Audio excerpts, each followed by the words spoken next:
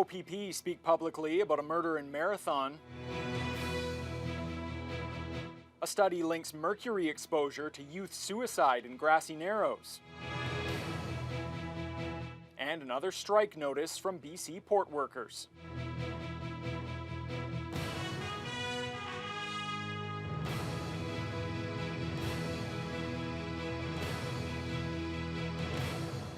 Good evening and thank you for joining us. Northwest Region OPP are now speaking publicly about a murder in Marathon this past weekend.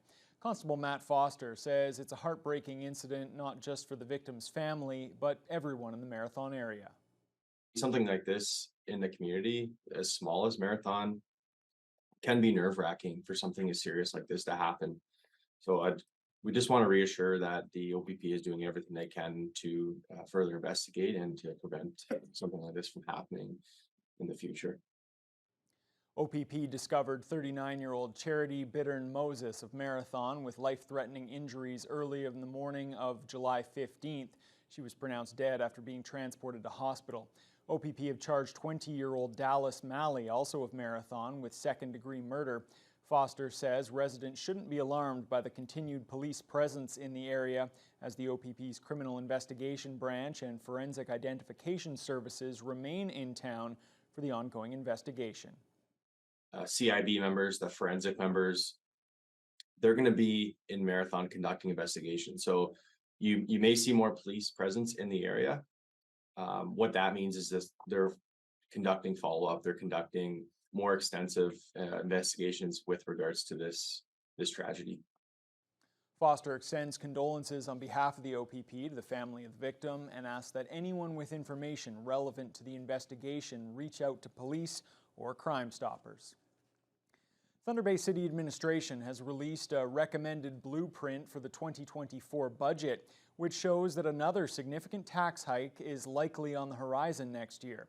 The suggested levy increase from city staff is 6.57%, or 6% after growth. The budget direction report says that 6% figure is necessary to cover rising costs without cutting services. The report also recommends that user fees increase by at least 5%.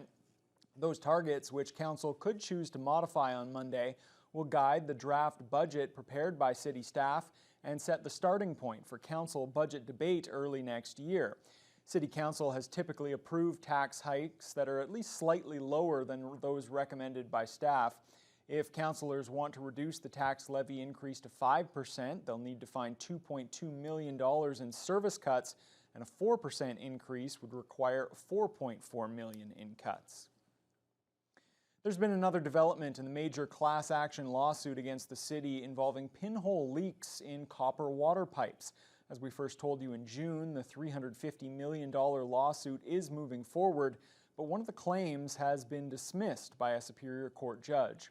The class action is a result of a 2018 city decision to add sodium hydroxide to the municipal water supply to reduce lead levels. It's alleged the chemical eroded copper pipes, causing thousands of residents and businesses to experience pinhole leaks and related flood damage. Last month, a judge certified the negligence claim in the class action, but in a decision released last week, he granted a motion to strike the nuisance claim. The judge said the nuisance claim was, quote, doomed to fail, as towns and cities are protected from those types of claims under the Municipal Act. There's no word on when the lawsuit on the negligence claim will go to trial. New research shows a link between mercury exposure and the high rate of youth suicide attempts in Grassy Narrows First Nation. The study is the first peer-reviewed scientific article to connect mercury to the suicide crisis. Lee Noonan has more. Direct and indirect mercury exposure is linked to negative impacts on the mental health of children in Grassy Narrows, according to the study, which looked at the connection between child and youth suicide attempts and cumulative exposure risks over 3 generations. Lead author Donna Mergler joined community representatives at Queen's Park to present the findings. In the 70s, following the mercury discharge, youth suicide in Grassy Narrows went from 0, it had been unheard of before that time, to very high. Indeed, between 1977 and 78, 26 young people attempted suicide in an 11-month period. That is an incredibly high rate. The rates of youth attempted suicide in Grassy Narrows is 3 times that of other First Nations and 5 to 7 times that of non-Indigenous youth. The study shows a strong correlation between youth suicide attempts and maternal grandparents and mothers' mercury exposure, and particularly the mother's fish consumption during pregnancy. We're very saddened by the report, but it's also confirmed what we've been fearing all along, the impacts of mercury on our people. Chief Rudy Turtle is demanding government support for special education, counseling, mental health workers, and fair compensation for everyone in the First Nation. We need a lot of help, and we've been asking for help for such a long time. Kiiwetinoong MPP Saul Mamakwa lends his support to the community's demands, calling government actions inadequate and oppressive. We cannot continue to accept that suicide attempts, completed suicides, is normal. We cannot continue to accept colonialism anymore. The study suggests that the neuropsychiatric effects of mercury on children and their mothers may be compounding the intergenerational consequences of residential school trauma and the economic and social upheaval caused by the loss of traditional lifestyle. Lee Noonan, TBT News. The Ontario government has announced it will invest $330 million annually to help boost pediatric health care in the province. The Premier says the ongoing funding will go toward hiring more workers and opening and expanding pediatric facilities. Siobhan Morris has the details. It's an historic cash infusion to help keep kids healthy and put care in closer reach. Our government is boosting annual funding for pediatric care by $330 million. The money's earmarked for more than 100 projects across Ontario. Some will be very short-term, immediate type goals that they want to, for example, prepare for fall flu season, and some are longer term that have an innovation piece that will take longer to roll out. The government isn't ready to share a complete list of which care providers are getting money and what for. But the Minister of Health says if you have a children's hospital or a treatment facility near you, they're more than likely included. Yes, we need physical capacity, but mostly we need service capacity. We need more healthcare workers. The health minister admits hiring more staff isn't an overnight project, but across the province, the new cash will help hire surgical staff to increase the number of day surgeries, add 8 youth wellness hubs, cut wait times for mental health services for kids, and speed up ERs by investing in rapid clinics to turn to instead. It's a little bit of a beacon of hope and positivity. McMaster Children's Hospital has been trying to grow to help more families, feeling that this funding was coming. We have already proceeded to bring in new health professionals across many different services, and this is ensuring that those new hires will be sustainable. Adding supports for kids who need to stay overnight after surgery and those who need critical care. The head of CHEO says investing in children and their health means happier, healthier citizens, taxpayers, innovators, parents, community members tomorrow. Siobhan Morris, CTV News. A Brampton transport driver who was involved in a fatal head-on collision 2 years ago that killed the mayor of Schreiber has received his punishment in court. 36-year-old Prabjot Chima was originally charged with dangerous driving causing death, but he pleaded guilty to the lesser charge of careless driving causing death and was handed a $3,000 fine. Schreiber Mayor Dave Hamilton was on his way home from a Municipal League meeting in Marathon on the evening of February 13, 2021. He was driving westbound in his pickup truck during a light snowfall when an oncoming transport lost control and crashed into him at around 100 kilometers per hour. Hamilton died at the scene, and OPP later charged the transport driver. In court, Chima apologized to Hamilton's family for his actions on the night of the fatal crash. The full details can be found at tvnewswatch.com. Thunder Bay Police have started a new bike patrol program. The goal is to give officers greater mobility to go places that patrol cars aren't able to reach. Joe Sadowski has the story. We just received some e-bikes, I think last fall it was, and the idea of the project was kind of to establish the old beat officer concept, but being more mobile and be able to get to places, waterways, rivers where patrol cars might not get to. The patrols have mapped out routes that can cover walking trails, riverbanks, and forestry areas, and the officers are also able to cover the majority of the city, including West 4th, Victoriaville, and Port Arthur. Pedaling is optional for these e-bikes, and Constable Lampy says they have speeds that go past 40 kilometers an hour and a battery life that lasts over 3 hours. Speed efficiency, I think it's improving on that. We go along the waterways. Nebing River is one good example, leads along Chapels. There's some good trails along there, and there's vulnerable people hanging out on the riverbanks too, and it hits up different places, trouble areas that normal patrol doesn't have a chance to get to. They are up to 32 kilometers an hour, and then there's an off-road mode. You can go up to about 45. With the benefit of mobility, the bike patrol officers can interact in an engaging way with the community and local children in the neighborhoods. And for anyone who wants to try, they can take on the constable in a race, but Lampy makes no promise about using the electric part of the bike. Yeah, the kids just love it. They're, oh, you're on your bikes and you're a police officer on a bike and, you know, what's going on? And then we talk to them and hand out glasses and stuff. And I've had a race with a few of them. And so. Any beat you yet? Yeah, oh yeah, yeah, definitely. I always ask if I can cheat with the little bit of a helper there. With the bike patrol reaching harder to reach areas and getting to calls quicker, it's safe to say it's had a positive impact on the community. The bike patrol program started running in early June and will run till the end of September depending on weather. Joe Sadowski, TBT News. The local United Way held its annual community barbecue today, teaming up with 4 other organizations to support food programs in the community. Despite the wet weather that arrived this afternoon, there were still hundreds of hot dogs and burgers on the grill. Sponsors held contests and activities, including a dunk tank, with all proceeds supporting the United Way's partnership with the RFDA, Dewdrop Inn, Shelter House, and the Indigenous Friendship Center. CEO Albert Brule says the organizations can make an even greater impact by working together. We can do more and serve a greater number of people in need by raising more money, generating additional supports for food programs. It's really that power of coming together, working in unity, and accomplishing as much as we can. We've been doing this for 4 years now, and this is the biggest support that we've had thus far.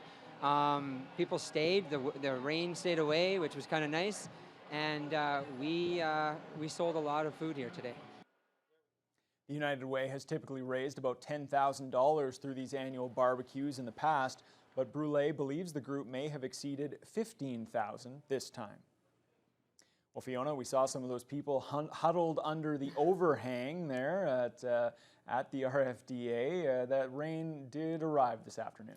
Yes, it did. It's actually a fairly large and solid body of precipitation, and the last few hours it has been pushing in. Also to the west, you'll notice the yellow and in some cases red. That is heavy rain. That is potential thunderstorm activity. But here in the city, we started off with a low of 8, warmed up to just 18, mostly cloudy, and those brief periods of wind. The good news was that the wind wasn't an issue. That would have made it probably untenable for outdoor activities. It was calm or up to maybe 12 kilometers per hour. To the west, Fort Frances saw the Humidex hit 29 under cloudy skies. It's just been with the rain kicking in that the Humidex has been cut, kind of nullified, and temperatures have been dropping, but they're still at 20 in Kenora. Dryden, much cooler at 16. Red Lake also had a few brief showers, but it stayed cooler most of the day. In fact, I think 17, 18 is about as high as it got this afternoon. Much warmer as you head further east into Big Trout Lake at 20, 21 in Pickle Lake and Armstrong, and even into Greenstone, where it was cloudy for much of the day. It's just been in the last couple of hours, a little bit of sun starting to creep out. Cool along the North Shore in the mid to low teens. And then we hit Sault Ste. Marie, where the Humidex is currently sitting at 27. It's had increasing clouds throughout the day. It started off pretty nice, but they're currently under cloudy skies as they head into the dinner hour. Here in the city of Thunder Bay tonight, it's not going to be as cool overnight. We're only going to drop a few degrees down to 13 Celsius. We're going to see a few more showers, but then it should taper off as we head into the overnight hours. And Thursday is actually looking pretty good. The rain moves out, and we've got some very comfortable temperatures. Even in some cases in the afternoon, it might get a little too comfortable. I'll have more details on that later on in the news hour. Okay, thanks a lot, Fiona.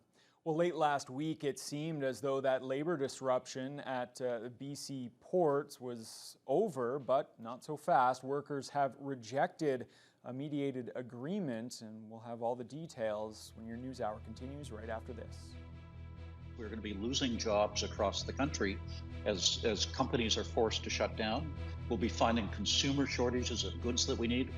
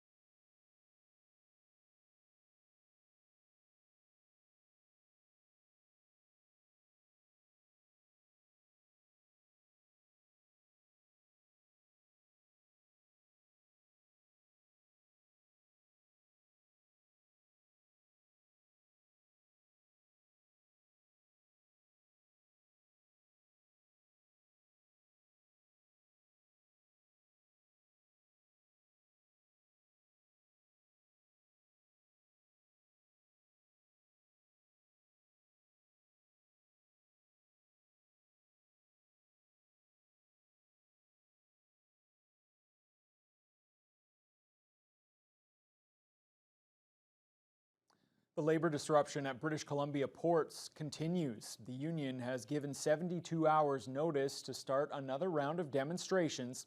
The economic impact is estimated to be around $800 million a day. Kevin Gallagher explains. Cargo remains trapped at Canada's largest port with no deal to bring striking workers back. A more than $10 billion disruption and counting to Canada's economy. We have to get goods moving again. Otherwise, we're going to be losing jobs across the country as companies are forced to shut down. We'll be finding consumer shortages of goods that we need. A tentative deal to end the strike emerged last week, but yesterday workers were back on the picket lines after union leadership rejected the deal without sending it back to members for a vote.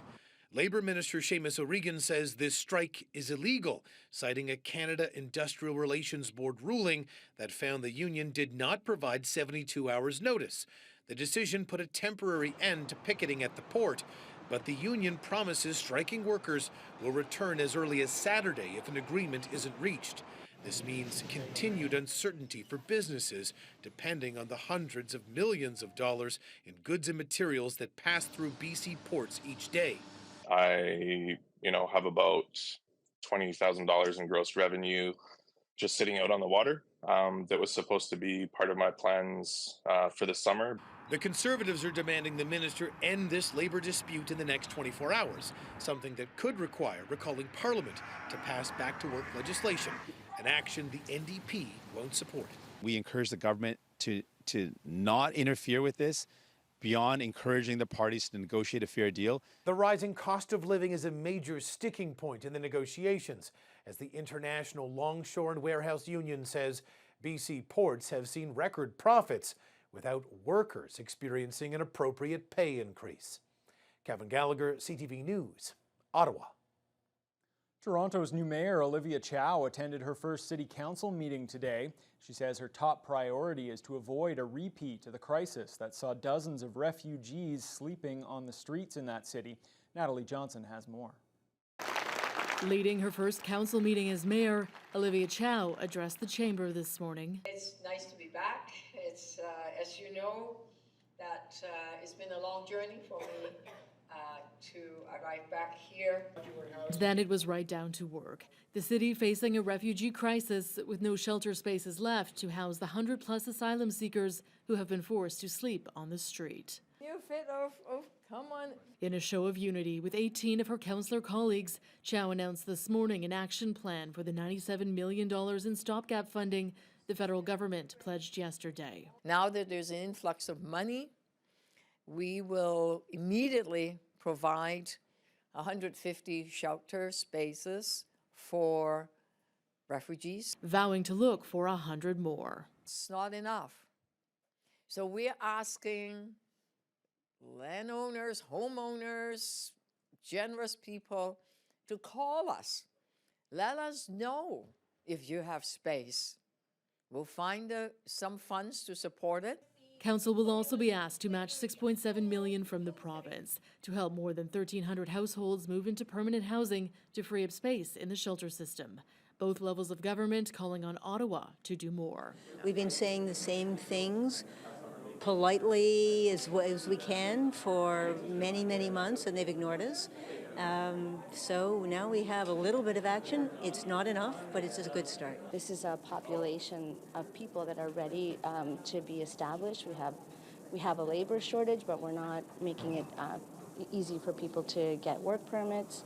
We're told we need more population increase in Canada, but then when people arrive, they're not supported. They want to work, but if you're living on the street, you can't apply for anything because there's no address. And if you can't apply for anything, it gets into a vicious cycle, which won't help anybody. Council hoping to achieve a sustainable plan for shelter in this city. Let's get to work. With Olivia Chow now in charge. CTV's Natalie Johnson reporting. Police in the GTA have arrested 15 people after an investigation into an auto theft ring. More than $9 million in stolen commercial vehicles and cargo have been recovered. John Musselman has more. The region of Peel is a transportation hub in Ontario. Investigators say nearly $2 billion worth of goods passes through the region every day inside transport trucks and trailers. Today, Peel Regional Police announced the results of a joint forces operation to crack down on an organized crime ring stealing transport trucks and cargo. The recovered cargo and vehicles through this investigation have removed millions of dollars out of the hands of organized crime. This, again, could have been funneled towards other criminal activity. The investigation resulted in the recovery of 28 containers of stolen cargo valued at $6.99 million. An additional 28 stolen tractors and trailers valued at $2.25 million were recovered. Total value of recovery, $9.24 million. 73 charges have been allayed against 15 people. A number of area police forces were involved in this investigation. Police say surveillance played a key role that led to the arrests. The stolen property included cars, snowmobiles, ATVs, and even food supplies. The property was being sold on the open market. John Musselman, CTV News. A 33-year-old man is dead and several others are hurt after a fight broke out between inmates at a Manitoba prison. The riot was sparked by there's gang problems going on within the institution. There's a heavy amount of drugs within that institution. We've had a lot of throwovers lately. Mounties responded to a fight at the federal prison just north of Winnipeg on Monday night. RCMP say some of the inmates were armed with edged weapons. 7 people were injured and taken to hospital. Major Crimes and Forensic Identification are now investigating the brawl. The Canadian passport is now a little more powerful, according to a global ranking report. The firm that advises companies on global citizenship, Henley and Partners, says Canada has moved up the ranks from 8th to 7th place, just ahead of the U.S. The index measures global travel freedom in terms of how much visa-free and visa-on-demand access to the world that different citizens enjoy. Canada can visit 185 of 227 visa-free destinations around the world. Singapore tops the list with 192 destinations. The United States has sent a nuclear-capable submarine to South Korea for the first time in more than 4 decades to send a strong message to North Korea. This visit, the first of a SSBN to Korea in over 40 years, is a concrete demonstration of the United States' ironclad commitment to the Republic of Korea. The arrival of the USS Kentucky comes just as talks are set to begin to coordinate the American and South Korean response in the event of a nuclear war with North Korea. Earlier today, North Korea fired 2 ballistic missiles into the Sea off Japan, the latest in a series of launches. It also comes in the aftermath of the unauthorized crossing into North Korea by an American soldier, and we're learning more details about that soldier today. NBC's Matt Bradley explains. So that picture of Private Second Class Travis King is coming into sharper focus, and indeed now we actually have a picture of Private King. What we're hearing now is that he had a couple of run-ins with the law here in Seoul. You know, he only joined the U.S. military back in January of 2021. He was posted here for quite a bit of that time, where he was arrested at least twice, possibly 3 times, at least one of them, for what looks like violent assaults. Now, right before this incident, he had been spending time in a South Korean prison where he was there for, it's thought to be, about 2 months. Now, he was released. He was put back into U.S. custody, and American officials had accompanied him almost all the way to a flight or on board a flight that would have taken him back to the States, where he could be facing further disciplinary measures by the military or even possibly a discharge. Instead, it looks as though he walked away from that flight, joined a tour group that went to the border between South Korea and North Korea, and these are common tours. You can get them just about anywhere in Seoul. It's about an hour and a half's drive to the border. He went there, and as the tour approached the border, he dashed across. Now, I've been speaking with people